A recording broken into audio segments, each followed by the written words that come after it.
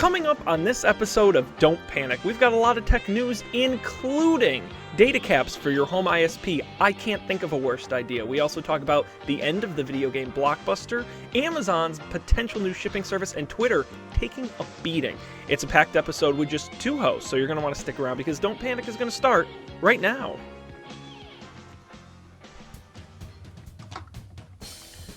This is Don't Panic, episode number 121. Recorded February 15th, 2016, on Data Capped, Twitter's collapse, and the franchise crash.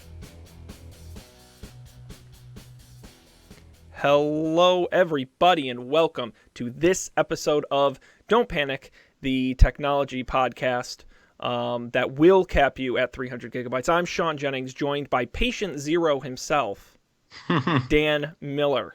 Dan, how are we doing this week? A little bit of the sniffles? Hey. Yeah, the sniffles, the coughs, the nasal congestion. It's a lot of fun. It sounds like it. It turns out like everyone in New York has this right now. Oh, it's a thing? And if anyone knows if there's a difference between an upper respiratory infection and a cold, let me know. I don't think there is. I don't know if we have any medical expert fans. I'd like to know, though, if we do. My upper respiratory system feels terrible. So, what about your lower respiratory system? I think that does something other than respirate. My lower respiratory system, that's involved in some other functions, and that's functioning just fine. Working well. Okay. Yeah. Well, that's good. That's good. Well, hopefully we can keep you talking for an hour here. Now, of course, we're without our third amigo. Third wheel. Yeah. He's on a train somewhere barreling down the East Coast. There was I don't know if he'll get mad if I show this photo. He posted a photo on Facebook of him on the train. Nobody watches this show anyway, so let me see if I can pull it up and show it. Here we go. Put up on screen. He posted my view for the next 30 hours. Oh, you know it's in the wrong window, so you're not going to see it anyway. Who cares? So he's traveling the train. Dan, what's anything new going on with you? What's the scoop other than not feeling well? Anything of note? Gonna be doing some new things at work, so that's exciting. Mm-hmm. Equal parts exciting and terrifying, as exciting things often are. Other than that, no, I don't think so. I'm really excited about my pick this week. I've been excited about this pick for like 6 months now. And you're finally just waiting until the exact right moment to pick it. And I hope we found it this week. Yeah. I did. Yeah, I'm less excited about my pick, but I still really like it. I don't know if anyone really gets excited for doing their taxes. Have you done your taxes yet this year? No, but my mom should be doing it for me, I hope. Hey. Yeah. Because otherwise, I have no idea how to do it. I would download some perhaps expedient taxing thing, or I would use whatever Sean's going to recommend tonight. Yeah, and I won't give away the whole pick, but Dan, I swear, I probably even know less than you do. And the beauty... I probably know, I've picked up an ambient amount of knowledge around taxing. Probably. The beauty of today's software is it's basically like, it's all step by step. Do you have health insurance? And you just check yes, and they go, what kind? And they give you, it's all like yes, no, multiple choice. It's like if you can do the SATs, you can file your taxes, which is very good because this is the first year I had investments in stocks. It's my first year with healthcare not on my parents' account, having a health savings account, which is deductible. Right. It was. What did you spend your health savings account on? Health-related expenses. Oh, cool. Like what? There are all these crazy things where I get emails like, oh, you can buy sunglasses with your HSA. And because people always forget to do it, apparently. Mine wasn't very fun, just out-of-pocket office visits. No, nothing fun. I should have thought of something fun to do with it. That was my miss. I can't imagine what crazy things people come up with. But I didn't realize this. You obviously, it's a savings account. You can deposit money into your health savings account, and even if you don't use it for health expenses, it actually has a significantly higher interest rate than a traditional savings account. So I know people who actually keep like 10, 20, 30 grand in their health savings account with no plans to use it for health. But the interest rate, because I don't know if you have a savings account at a traditional bank, I'm sure you do. The interest rates are horrific. They might as well be zero. Yeah. And apparently in a health savings account, it's far higher. Interesting. So, you're giving us financial advice, This is right, why Sean? people tune in. We need that giant disclaimer at the bottom where it's like miles of fine print about how we are not financial experts and use at your own risk and your results may vary. You can add that in post. I'm gonna have to now. I don't want to get us in trouble. Otherwise,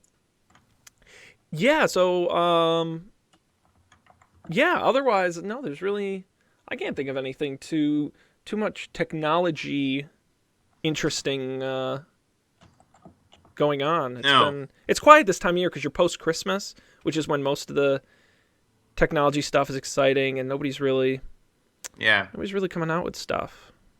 I've tried unsuccessfully to watch Rick and Morty season 2 for like the third time. Mm-hmm. That stupid comic book, well, not comic book. What's it called? Cartoon Network. There we go. Yes. Cartoon Network. Oh, did you watch Deadpool though? There we go. Speaking of comic books. I haven't. I really don't make it out to the theater too often. I'll definitely watch it when it comes out on demand. But did you get a chance to see it? Yeah, I saw it last night. It was good. It comes at the exact right moment in United States pop culture where I think that we're starting to hit peak superhero movie, and now this one just really makes fun of the whole notion. Probably my favorite part of the movie, and the whole movie was good, but my favorite part of the movie was the opening credits. They don't list any of the actors. They just name them by their stereotype. The superhero, the cute girlfriend, the comic relief, the British supervillain. Nice. It was really funny.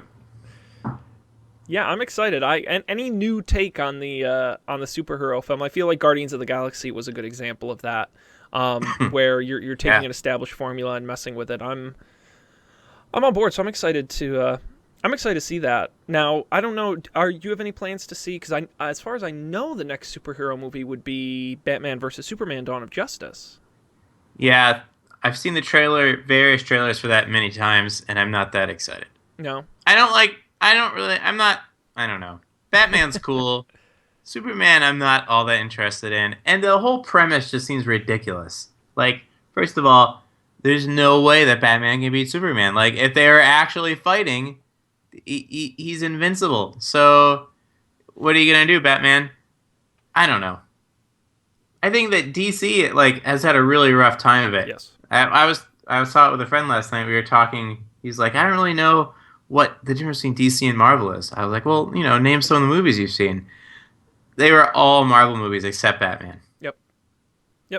And the other thing I didn't realize is that Deadpool was actually produced by Fox. Yes, because fun fact, it's because he is considered technically a mutant, and because they own the X-Men rights, they get the rights to Deadpool. It's so dumb. I hope they go to court over that someday, so that the Supreme Court gets to argue about what constitutes a mutant or not before we even have any mutants. Well, it's fascinating. And then you'd be citing precedents from a comic book. That would be cool. Well, it is interesting. There's a whole big back and forth between the companies. Two examples that come to mind are, if you saw Avengers Age of Ultron, you saw Quicksilver and Scarlet Witch introduced as characters. And they are, in the comic books, considered members of the X-Men. They are mutants. But in the Marvel movies, they do not call them mutants. They actually change their backstory to be created by one of the Infinity Stones to not be related to mutants at all. To get around that. Right? And there's actually a second Quicksilver in the Fox X-Men movies. So there are two Quicksilvers. The other thing that I really love is recently Marvel's had a big success with their Squirrel Girl comic. I don't know if you've seen this. No. Yeah, they took this obscure hero, Squirrel Girl, who's a mutant, and gave her own kind of quirky, female-centric comic, and they've been very successful. But there was some questions because in a recent issue, they specifically, almost in a joking way, kind of in a Deadpool kind of way, pointed out that she is in no way a mutant and shouldn't be considered a mutant for specific legal reasons. And the idea is that Marvel did that so in case they ever wanted to make a movie version, Fox wouldn't fight them over it.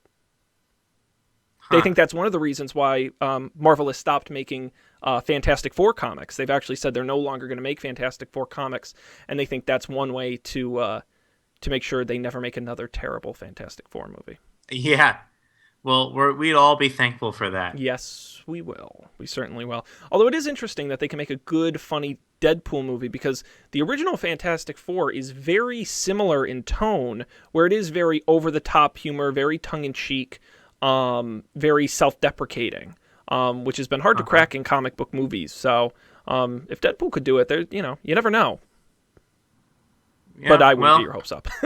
I hope, yeah. I think we've seen the last of the Fantastic Four for some time. Well, and I think we've seen enough comic book movies for a while. I think. I mean, it's really... You're going to start seeing a couple more. Well, I don't know if you've seen their timeline or whatever. Well, even this summer alone, right? You've got Batman, Superman. You've got Suicide Squad. You've got... Now, that I'm excited for. That's also not like your stereotypical... Right. It's like the Ghostbusters Avengers. Mm-hmm. Yeah. And then it's all female. And you've got the Captain America Civil War. You've got... Yep. I don't know what the other Marvel movie is this year. They always do 2 every year. I don't know what the other one is. We're not getting a Guardians of the Galaxy this year? No, they just started filming. Okay. Doctor Strange, I think, is later this year as well. Wonder Woman is later this year, I believe. The new X-Men Apocalypse. Wonder Woman is DC, though. Yeah, Wonder Woman's DC. I'm just saying all superhero movies. Okay. Yeah, there's at least like 6 or 8 this year. It's a lot. Yeah. It's gonna keep going. We've got to get all the way through till what? Till Guardians of the Galaxy and the Avengers merge. Yeah. In some future movie. Well, the next Avengers movie is 2020 or 2021. So we've got a little bit to go before that happens. I was also going to point out too today the trailer for the new Daredevil on Netflix season came out. Daredevil season 2. As well, so you've got plenty of superheroes. Don't you worry. Yeah. Do you think we've hit peak superhero? I think so. Like, I think especially after this year, I think 2017 is going to be a tough year to convince people to go see Avengers 4. Mm-hmm. Or I guess will that be the last one then when the Guardians of the Galaxy merge with the Avengers? So Avengers 3 is broken into a part 1 and part 2 movie. Of course. All the actors... Who started this? Was this Harry Potter's fault? That's the first I can recall, but I don't know if there was one before that. But you're right. There's a good chance that... What it is, though, believe it or not, and it's kind of a rumor theory, but a lot of the actors are signed to contracts based on the number of movies. So, it's a 3-picture deal or a 5-picture deal. Actually, some of the new actors are like 7-picture deals. But some people think the reason they split into 2 movies is because they can count it as one and get 2 movies out of an actor's deal. So if Robert Downey Jr. has a 3-movie deal and to get the 4th movie, it's $1 gazillion. That's one way to kind of stretch their buck. But I don't know if that's true. Crazy. We're so nerdy. This is fantastic. Yeah. It's a good year to be a movie actor, that's for sure. Oh, yeah. Yeah. It must be really valuable. Like, think of John, was it Boyega or the guy from the new Star Wars movie? I mean, he didn't make a lot on the first movie, but man, that dude's gonna cash in. Yeah.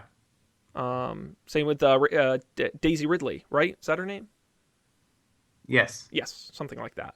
That get in one of these franchises, man. You're gonna do okay. Yeah. All right, enough dicking around. Let's get to the real reason why we're here. It only took us how long?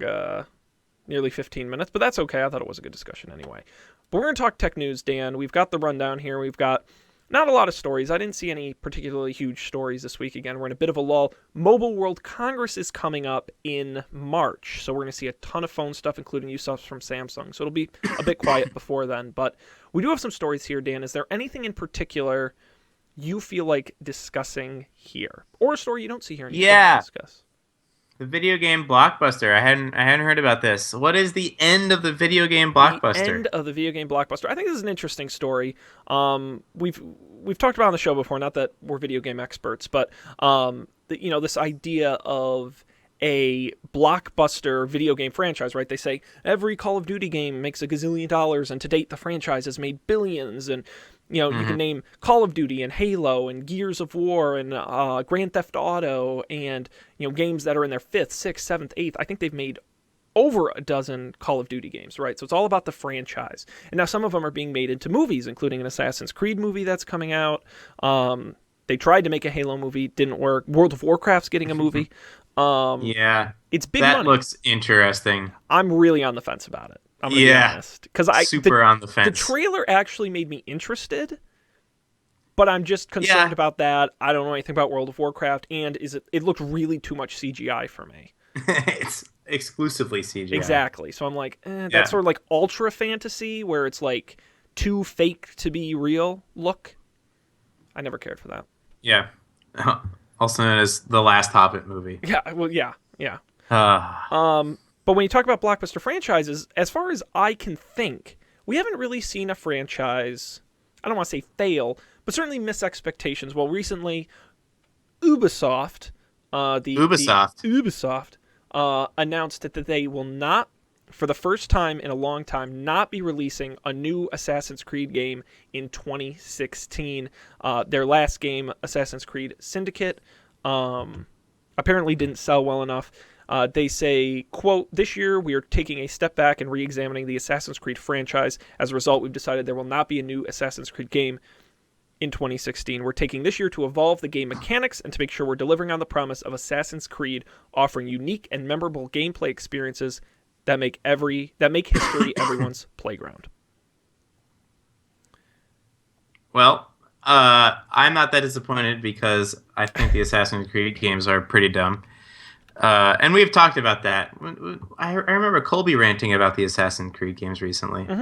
Yeah, but I don't. All these games that come out one a year, Call of Duty, like, oh my god, it's the same thing every time, and I don't want to play another one next year. I don't want to play another one ever again. I can't think of a single game that comes out on a yearly basis that's actually good. So I'm fine with this decision.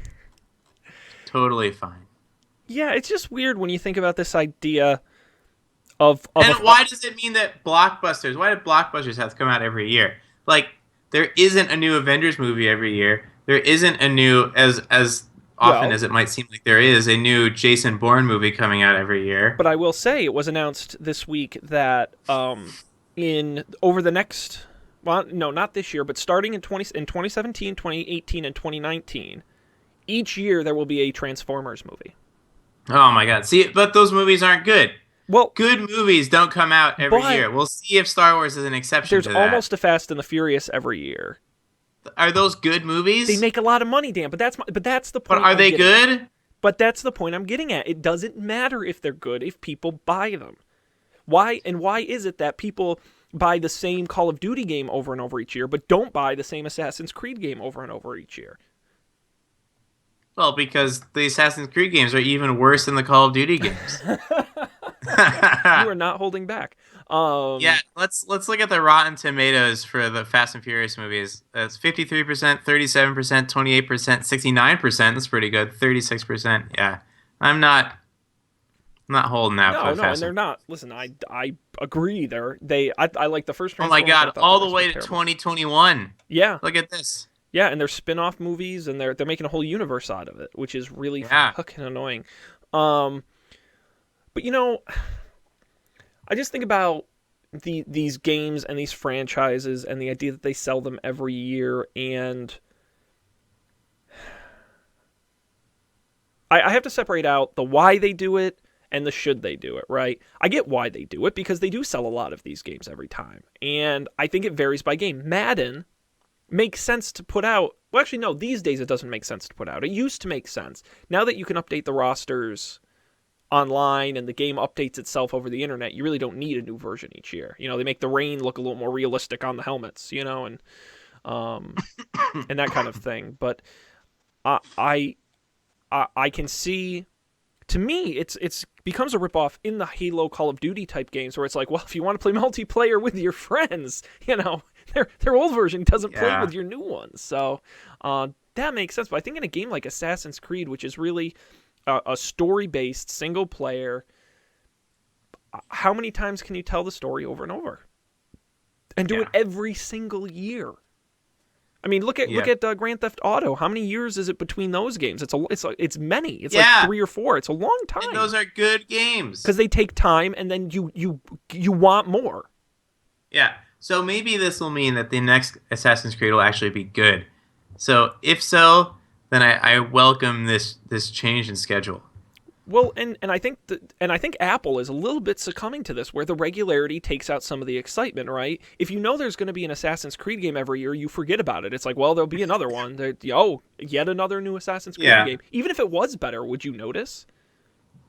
Yeah. Probably not. I mean, technology's different because you do want the newer processors at least once a year. Some people want them more often than once a year. But that's the same reason why you buy a new Call of Duty game, because you want the new map packs and you want the new weapons, or the same reason you buy Madden, because you want the new players and you want the new, I agree it's not one-to-one, but, the games, for me, that make a reason to upgrade are the ones that get upgraded. To me, what is the selling point for me buying the new Assassin's Creed other than 40 more hours of the same thing? What's the sell? No, I see what you're saying. So it's like a bit less skeevy version of like the microtransactions. It's just an annual transaction. Every year you pay $60. Exactly. Well, and we've seen, I don't remember the exact titles of all these services. I know we talked about on the show this idea of paying a subscription to a specific game, and in exchange for that you get all of the DLC and the map packs as they come out, and it's a subscription. I'd love to see Assassin's Creed say it's always Assassin's Creed, and once a month a new mini story pops up in your game, or once, give you reason to keep coming back over and over and not making a one-time $60 purchase every 365 days. Well, this is sort of what Destiny did. Yeah. And it worked out well for them. Yeah. I mean, yeah. Well, they're going to come out with a new Destiny game next year, apparently. Of course. And the year but after, that was 2 years. So yeah, that's 2 years. I think that's a reasonable pace. That's sustainable. I really like the model of Mass Effect. I don't know if you ever played Mass Effect. I love Mass Effect 2 is my favorite game ever. A lot of people really like Mass. It's actually on my list of games to play. But the great thing about Mass Effect is they made 3 of them and then they stopped. That's it. They didn't. There is a new Mass Effect coming out this year, but it's like completely unrelated to the other 3. But at least they waited, right? I mean, how long ago was that? That was a while back. That was senior year of college. That was 2012. So, 3 years, something like that. 4 years. Oh yeah. Boy, God, we're so old. And that's smart. I totally get that, but I just unless you have a really fantastic selling point, Assassin's Creed really reminds me of a game stuck in the past, right? What is the new feature to it? What is the reason why I'm going out and buying this game? Like, it's kind of like a new car. Every year, it's a car, but what's the new flashy feature that's going to get me in the door to the dealership? I mean, not every game can be like Call of Duty and Destiny, where you're basically addicted to it and playing with your friends and buying these map packs and going along with your friends every year. Agreed, but then those games don't need 10 versions over 10 years. Yeah, right. Totally agree. We're violently agreeing with each other. It is weird, but do you think this has any effect on the idea of video game franchises? Or you think it continues to steamroll the American people? I don't think it's steamrolling any American people. I mean, maybe Call of Duty, but like and the sports games, you'll see the sports games, they appear to be doing fine. They've been doing one every year for 20 years now. But most video game franchises aren't every year anyways. I think very few of them outside of sports, they've got Call of Duty and Battlefield. Yeah. It is kind of amazing if you think about it that they did one every year. Just about every year. That's pretty amazing. Assassin's Creed, yeah. Because I think that multiplayer games are a lot easier to make. Like, maybe that's not true, but you create a thing that then people get like a lot of hour entertainment hour Yes, value out of. But with a without a single lot of player effort. game, Yeah. like you have to make every hour that people are going to enjoy. Yep. So I am impressed, and not all of them are bad, Right. but they were so mixed that I lost interest a long time ago. Well, that's exactly it. When it becomes a regular occurrence, there's no reason for you to run out to the store and buy it. Not that anyone Yeah. runs out to stores and buys things anymore. Um, There's no reason for you to jump out of bed, walk over to your TV, and press the download button. yeah, you're not running out to your local GameStop at midnight and waiting in line to get the new Assassin's Creed. No, and I'll never have that experience. Like, I came into my agency as a game player, like as a an adult with purchasing power, too late to camp outside for anything. I did that once. I took. I bought my PS4 on Amazon, pre-ordered it, and it just showed up. I Where's did the that. fun in I that? did that once with. I don't know if it was with Matt Mariani, who friend of the show, or it was Mike Rudden at the time. It was one of the two of them, and they took me. They were going, and I said I would join them. It was a midnight release at GameStop at the Poughkeepsie Galleria. Classy place. Classy play at midnight. And it was what game Did was you have your chaperone with it you? was one of the Halo games. Now, luckily, we were old enough at the time. If you looked at the audience, we were maybe a little too old. But we stood there in line for like an hour to get whatever the new, I don't know if it was Halo or whatever game it was. And I'm like, this is the stupidest goddamn thing I've ever experienced in my life. Like, why the hell? It was such a waste of time. I'm like, I'm glad no one does this anymore. That really sucked. Yeah, so we'll have to see. We'll have to see what happens with Assassin's Creed. Are you excited at all for the Michael Fassbender-led 2016 film Assassin's Creed, based on the popular video game franchise? No. Has there ever been a good movie based off of a video game? I've, have we talked about this before? I think we have. This seems Okay. really familiar. I don't remember what our result was. I'm Don't. suddenly remembering looking up the reviews for the Mortal Kombat movie. Yes. Yes. We had a big discussion. Yeah.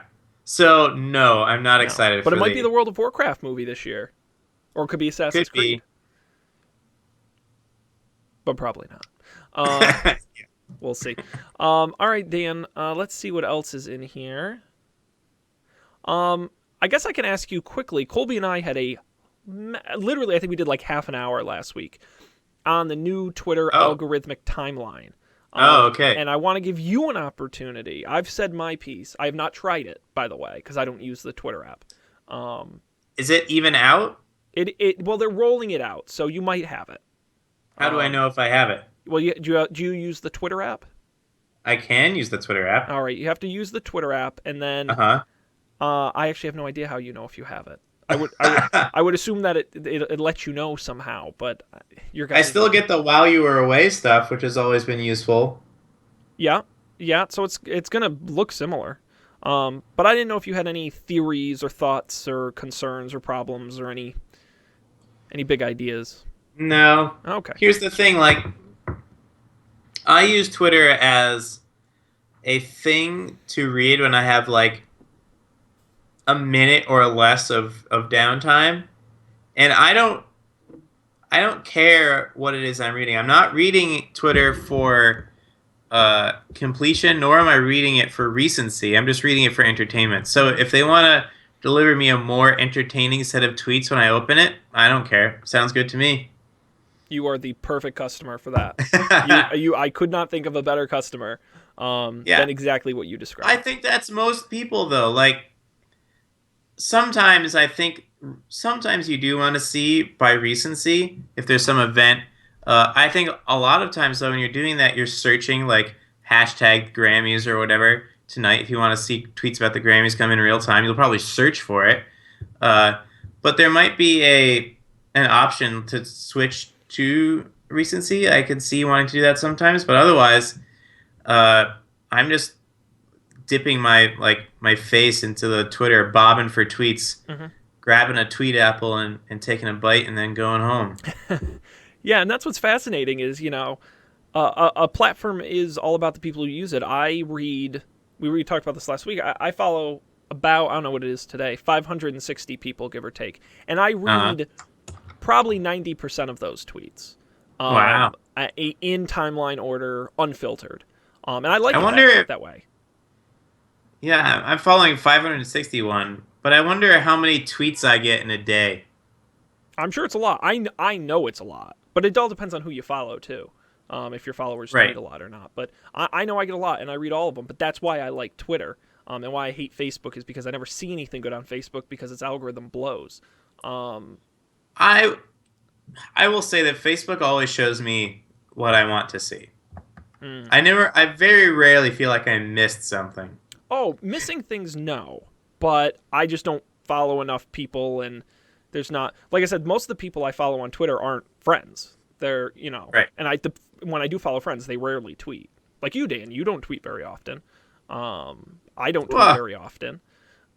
But what I love on Twitter are news accounts and political accounts and technology accounts and comedians and all kinds of stuff like that. But I think the conclusion we got to last week was, and I really do recommend people go listen if you didn't listen to last week's. I thought it was an outstanding discussion, but it was that it's good for Twitter to have a range of options for a range of customers, whether you're a raw feed guy, all the way to the complete other end of the spectrum of, I just want the 5 best things because I have 2 seconds right now to look at it.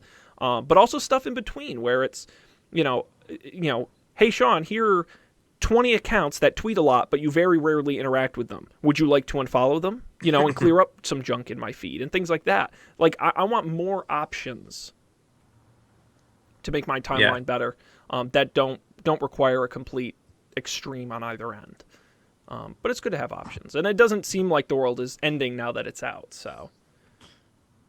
But we do have a story here in the rundown that we can talk about. where the world is ending? Well, as far as Twitter is concerned, I cannot tell you how many tech pundits I have seen over the last 2 weeks write the Twitter is dead story. Oh, yeah.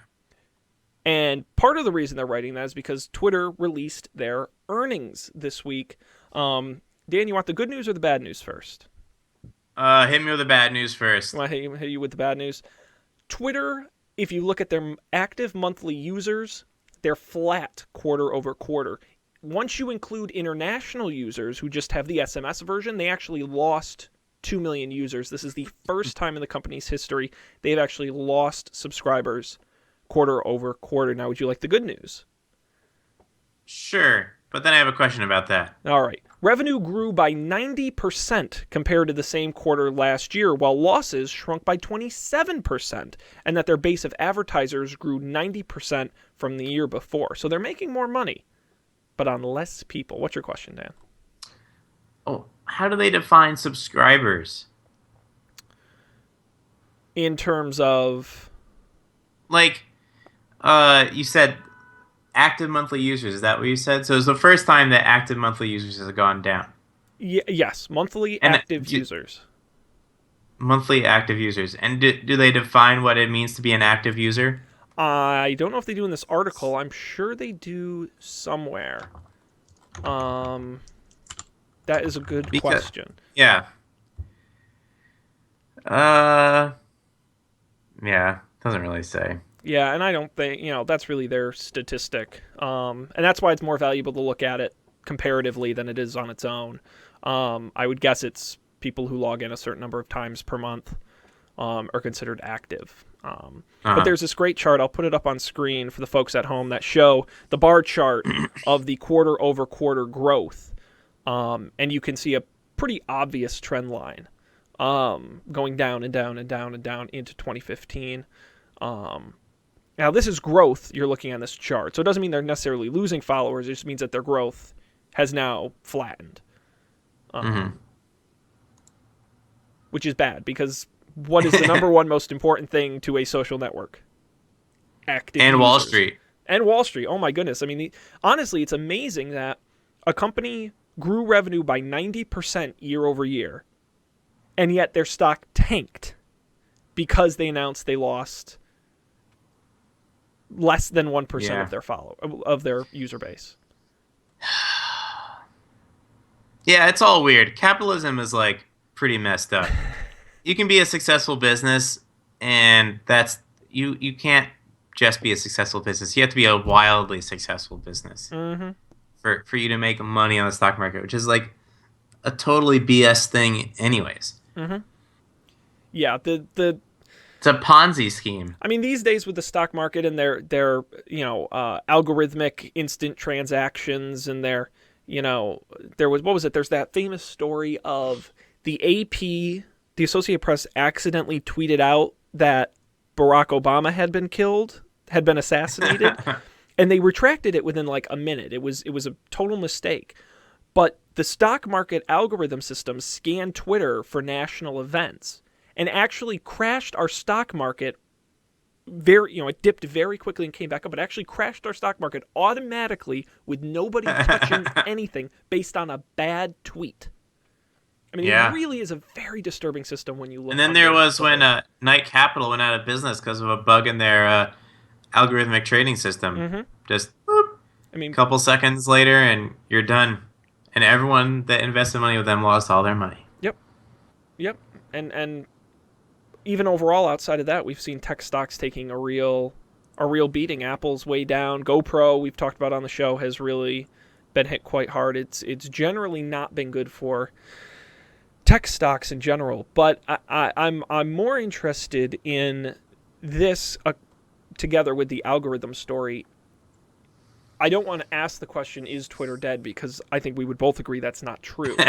Instead, I will phrase it as, is something wrong with Twitter? And if there is, what can be done to fix it? Yeah, people talk about this a lot. I think that there's... I just locked my screen by accident. There we go. I don't think there's anything wrong with it, per se. It's like a very successful business, as we've said. Mm-hmm.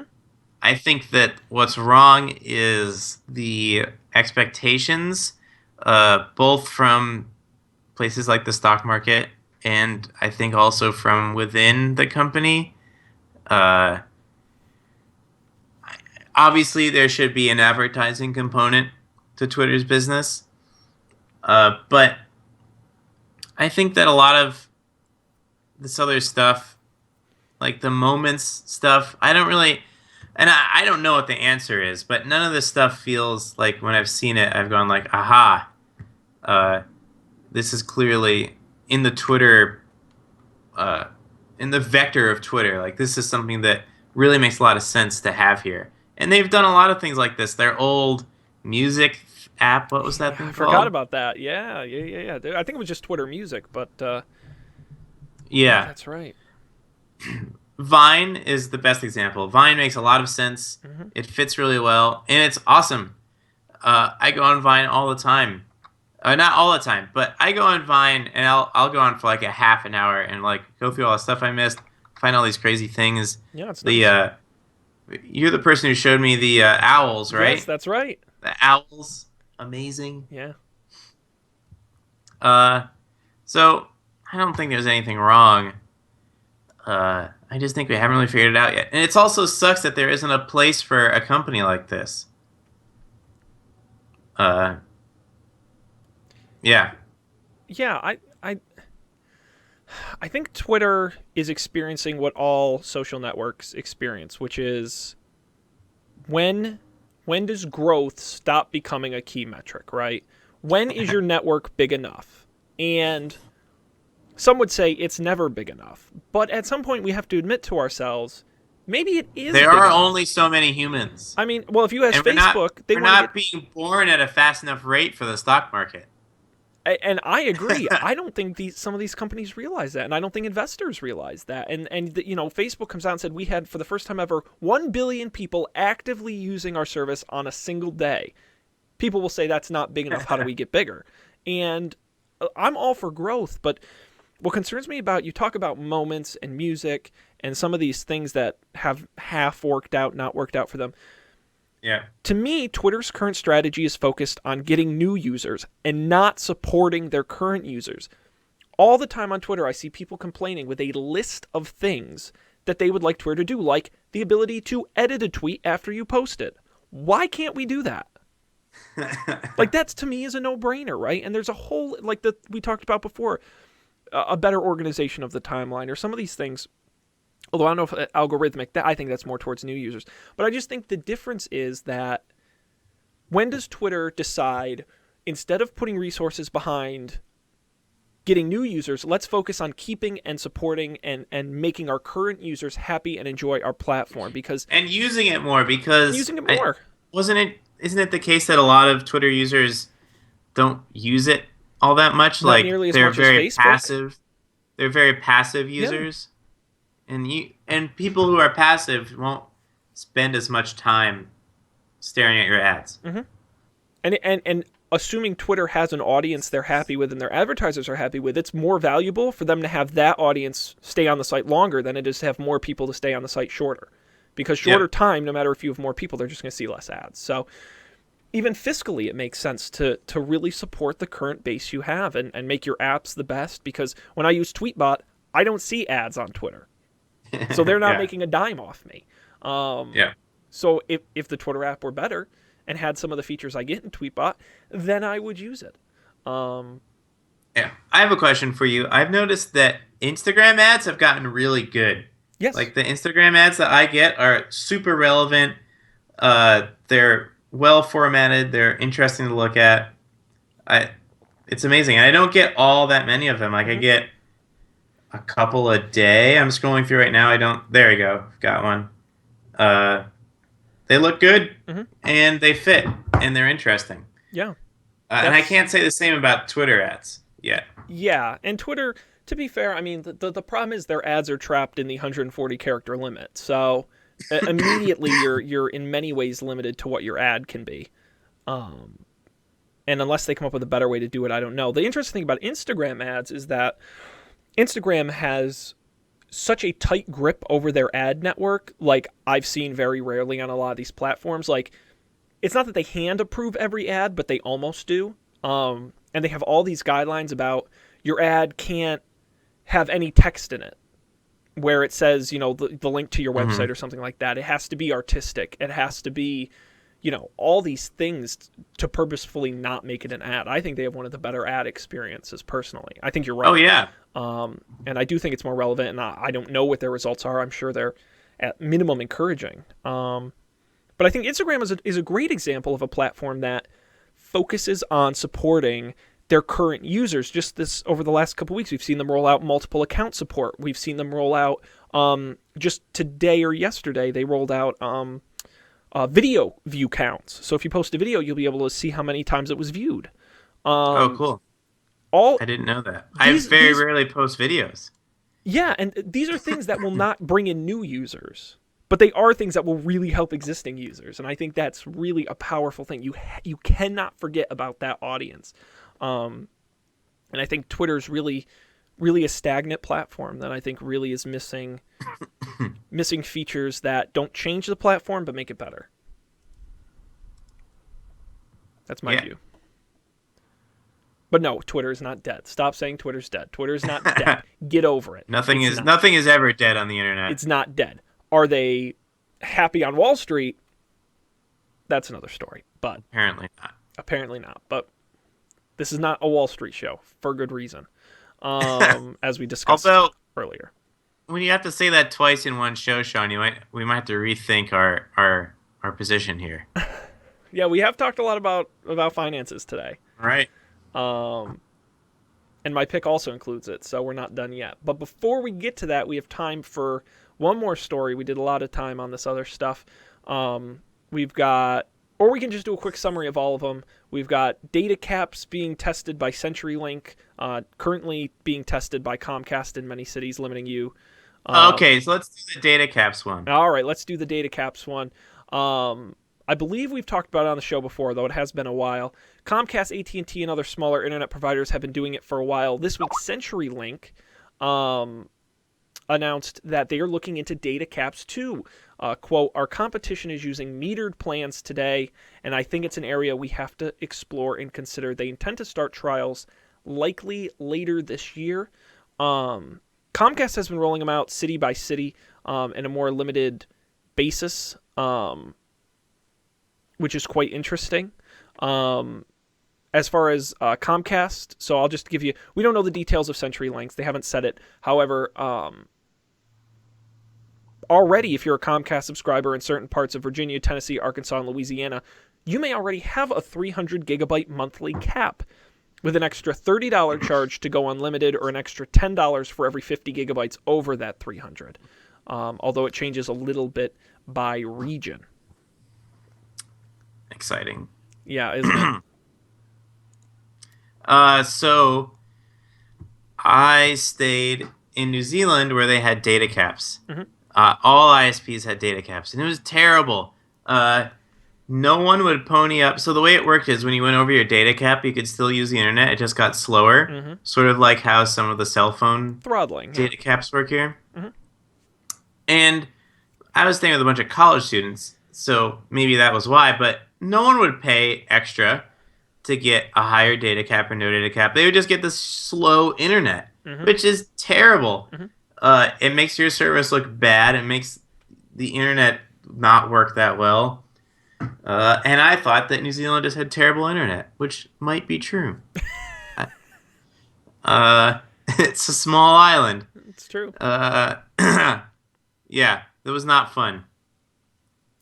Yeah, this pisses me off, and I think this really sucks. And what I will say about it is that it's confusing to me, and I don't pretend to be an infrastructure expert. God knows I never want to be one, but I in my head anyway, the idea for data caps and throttlings on wireless kind of makes sense.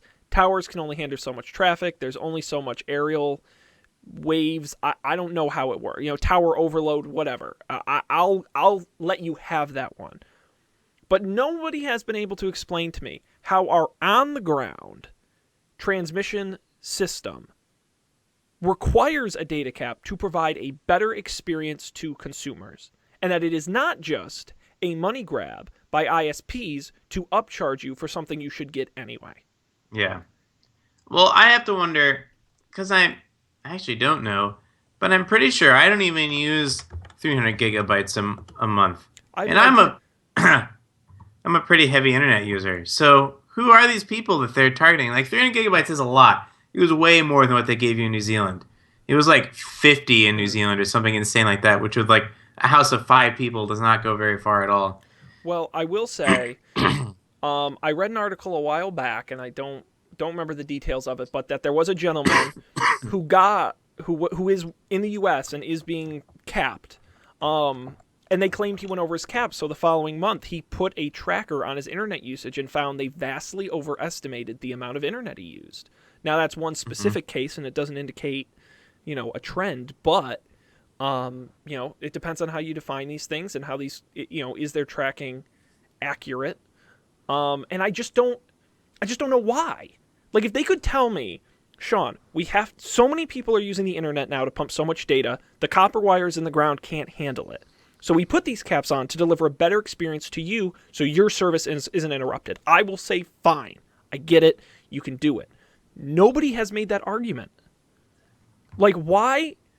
FCC, get on it. Like, how is this, like, legal? Like, this is the biggest crock of crap I've ever heard. Again, unless there is a technical reason, this is a money grab, and it seems vastly unfair to me.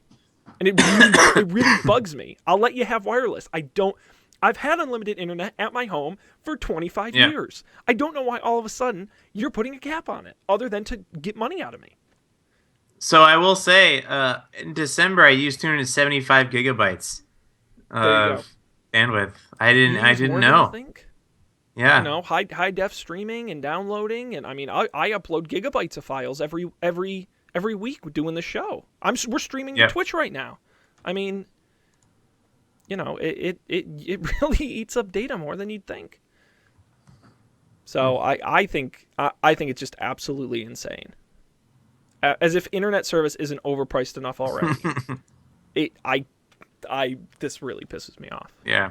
This is such crap. But if you're out there and you know of a technical reason, or at least a good use case as to why we need these data caps, please let us know. don'tpanicshow@gmail.com. Because I would like to know. Because if that's true, I'll shut up. But I don't believe it to be true. No, you won't. No, I will. Listen, I'm happy. Again, if it is a better experience for me as a customer to have these caps, then I will do it. I will do it. Because if I don't think Verizon's made this argument blatantly, but if they came to me and said, Sean, the reason your cell phone has a data cap is because there are people out there who stream Netflix HD and our towers can't handle enough traffic and you'll have no internet speed. Okay, that's fine. Then I'll take the cap. As long as everyone gets one, that's fine. Yeah. But as far as I know, that's not true over Hardwire. But I'm not an expert. Believe it or not. Yeah.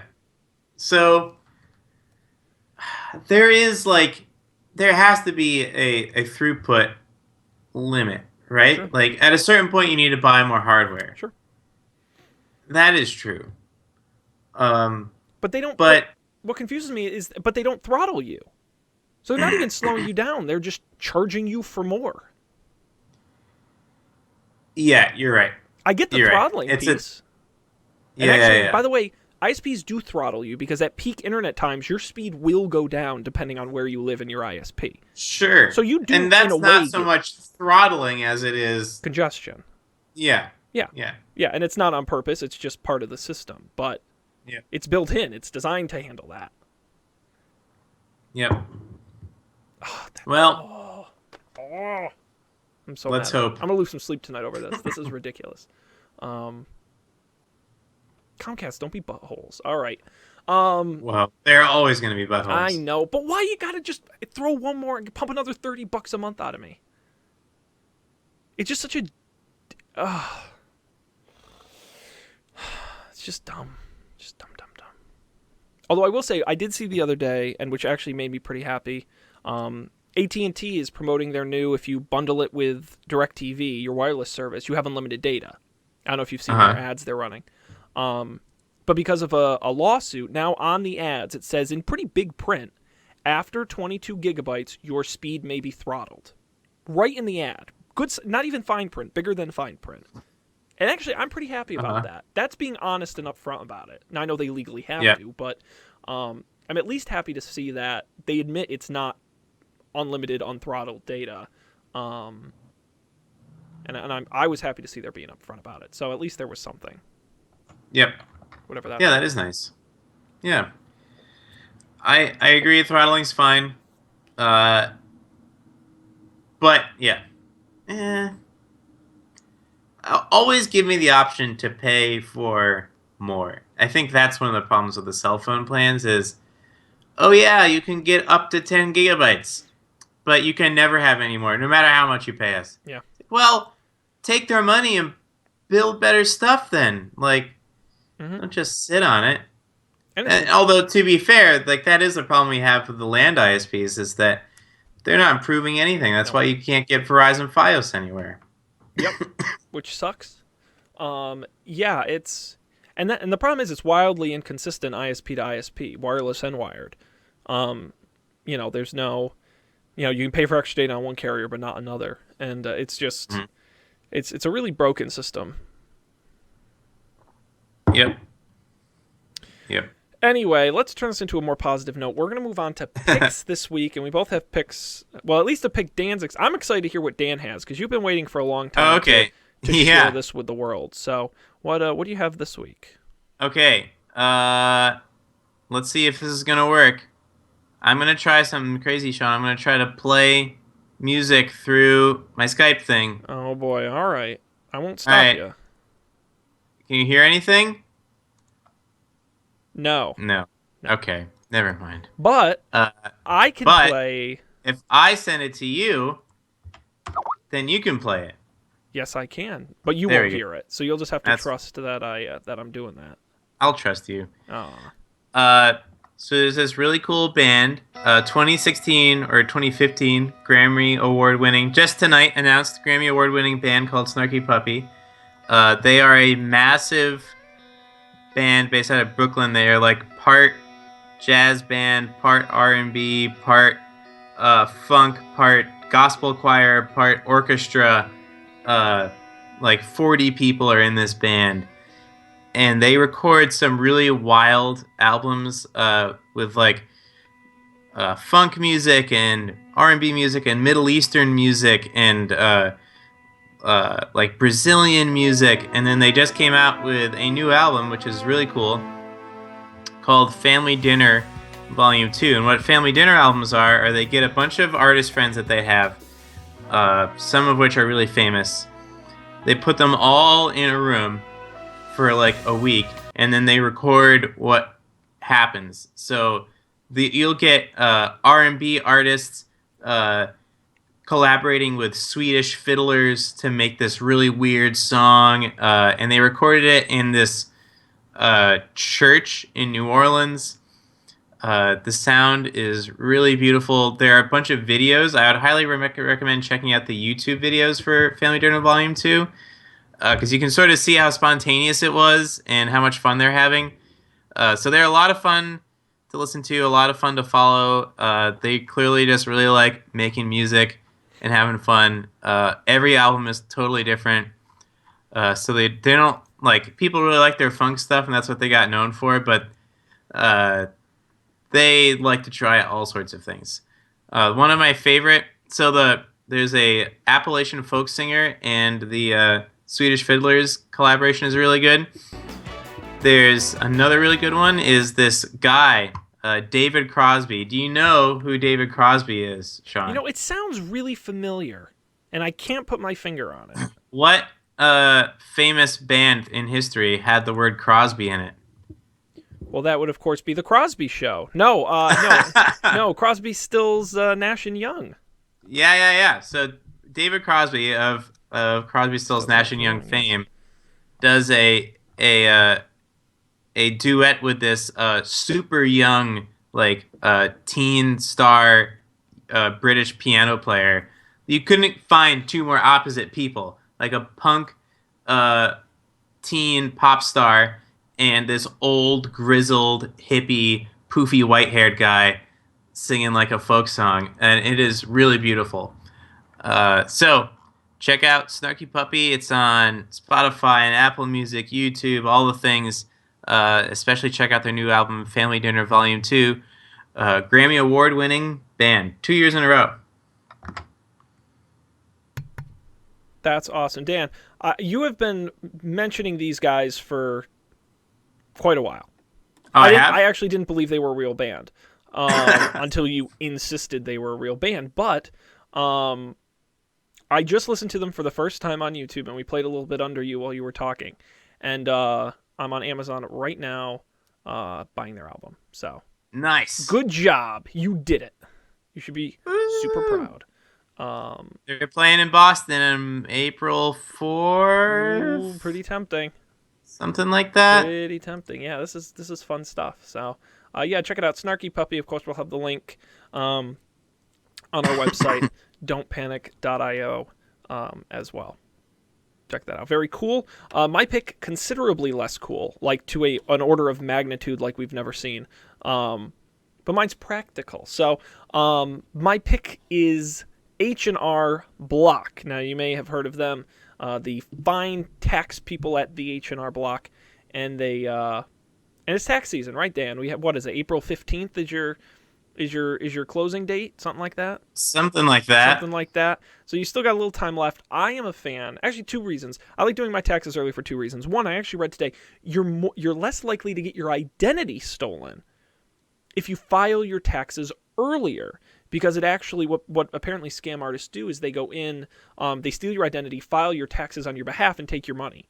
And they run away. But the earlier you do it, the less chance they have of doing it. So that's one reason you should do it early. The other is the government has your money, take it back. So I used it last year, and I'm using it again this year. H&R Block's tax software. I've used H&R Block, and I've used TaxAct, which is a website that'll do it for you. And for me, H&R Block is fantastically easy, like stupid easy, to use for I don't know shit about taxes, and it's just all yes and no, like, did you do this year? Did you do that last year? What is this? What is that? Very easy to do, very easy to file. I did upgrade to the deluxe version, so they have their free basic version, and then they have a bunch of packages. I got the deluxe only because I have investments this year for the first time, not that I made any money, but you still got to pay taxes. So, and the other thing, too, is if you buy it, the Amazon link will be on the website, $35, you get the federal and state filing, and you get the deluxe software as well. PC download or Mac download. That's just my pick for tax software. I find it the easiest to use. I find it works well.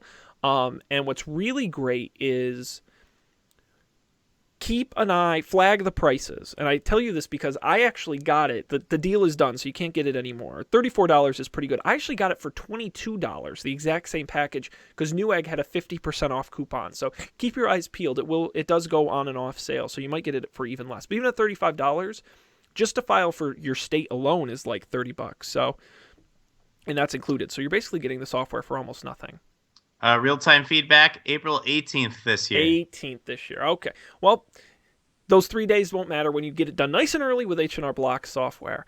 So check that out. We'll have the link to the website. But in H&R Block, you can get all the, they've got deluxe and premium and business and professional and free and basic and all these levels. But find one that works for you. I just think it's really easy and certainly easier than some of the Tax Act and some of the free solutions, which I found kind of a pain. So when you can't have Dan's mom doing your taxes, pick up H&R Block.